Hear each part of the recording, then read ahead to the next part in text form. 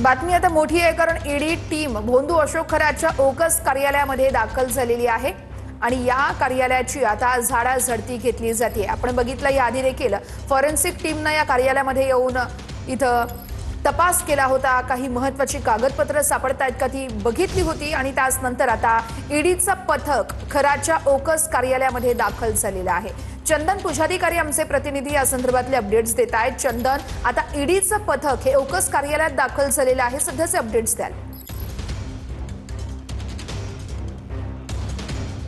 आपण बघतोय की या ठिकाणी भोंदूबाबा अशोक खरातच्या मालमत्तांची तपासणी करण्यासाठी ईडीचं पथक जे आहे ते कॅनडा कॉर्नर परिसरात असलेल्या त्याच्या ओकस या कार्यालयात दाखल झालेलं आहे।